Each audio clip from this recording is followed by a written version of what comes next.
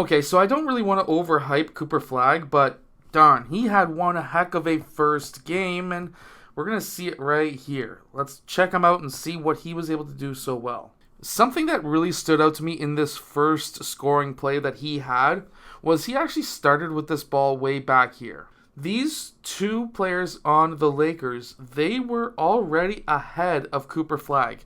Let's keep in mind, Cooper Flagg is said to be not exactly the most fastest player in this year's draft, yet he was able to beat out those two guards to get to the rim. So that was really impressive. There's a few things in this next play that I really like as well, so I'm going to put it into slow motion. We're going to check it out. So this quick crossover makes it look like he's about to go back middle. He could have hit this cutter down middle. There are options there, but he felt that he had a mismatch. I kind of agree. When he attacks this right side, he makes that contact first, and then he takes that quick step back for that mid-range jump shot. I actually really like this. So if you watch the actual timing on this move, it is almost perfect. So he creates contact with the big left step in the middle of that defender's body. Notice how the ball was dribbled just slightly earlier. It's a lot higher, but his hand is still on top of that ball. That allows for the gather step. Remember, in the NBA, you have the gather, which is the same as in FIBA. So if you're in the entire world outside of the high school and college levels in the United States, you go by the FIBA rules, which has the gather step just like the NBA. If you're an American, you sadly don't have a gather step. However, that allows him to step back. He gathers the ball with two hands on that left foot, which means that he has taken 0 steps so far, because that is his gather. He's allowed 2 more steps after, which is right here. He lands on both at the same time, which was absolutely perfect. Some players will go left-right so that they can get maybe a little bit more distance away from their defender. But how Cooper Flagg did it here was he landed on both on the exact same time. He lands low, knees and hips bent, with the ball starting to go from gather to his set point. He then rises up. Obviously, he's got a very high set point, so it's very hard to block for shorter players. But that timing and how he took those steps is very important, and you can learn from that as well. And then he skies up for that shot, quick release, gets hit on the way up, and makes the shot. So Cooper Flagg right here is, I'm not too sure if it's going to be off the screen after I edit this, but he is over here. Cooper Flagg has 4 players who are currently in rebound position on his team to get the rebound. If you are in Cooper Flagg's position, I understand there are some coaches who say, yes, you got to collapse, get that rebound.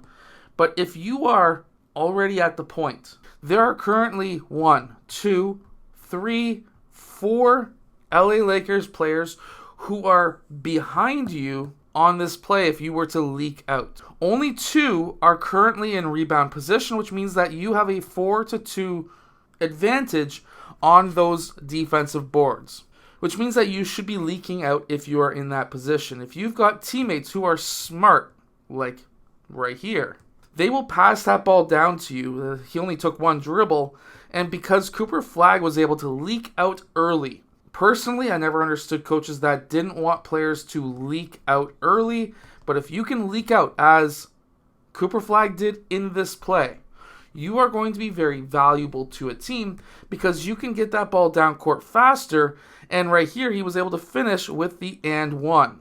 On this next play, he does another thing that I really like. So right here he's playing really good defense, really aggressive defense, and he gets that steal. He's able to get that steal. If we rewind, look at how aggressive he's going. Inside arm trying to reach. The problem that a lot of players will get when they start fouling is if it's their left arm trying to reach across their own body and then the defender's body to reach.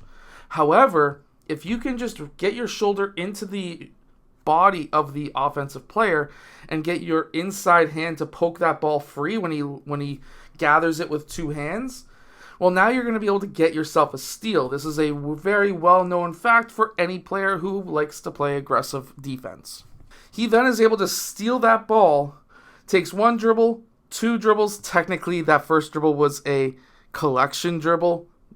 I'm not going to explain that rule. But he only took one dribble, looked down court, perfect bounce pass, led his man with that pass as well, and his teammate was able to take one step and finish with the layup. In my opinion, that would have been a foul, but it doesn't really matter because it's not Cooper Flagg. Now, one thing that I did notice is a lot of the times when he had players who were leaking out down court, he would not send them the lead pass. Now, this is going to be something that he's probably going to have to fix if he wants to become one of the greatest of all time, because let's face it, he's going to be the first billionaire basketball player from the NBA. Obviously, LeBron and them have made billions, but I mean like from actual team contracts, he's going to be a billionaire. So if he wants to be the greatest of all time, passes like this need to happen. He missed it. However, the spacing was good enough to be able to space out the defense, which then allowed him to attack the basket very well, get his body into the defender, and then he was able to reach out with that baby hook, which is fantastic. You need to be able to learn shots like that, and he was then able to score.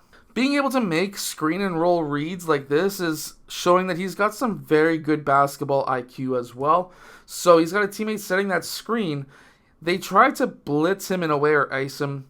It didn't really fully complete, so it doesn't necessarily matter. He makes that quick pass out to his teammate, who is then able to bang the three-point shot. But for him to be able to make this read, and even in non-slow motion, in real time, this is a fantastic read that, as a player, you need to be able to make. And technically, Cooper Flagg could be a point guard as well if they wanted to play him at that position. In fact, Mark Cuban said that if he was still the owner, would have been playing him at point guard.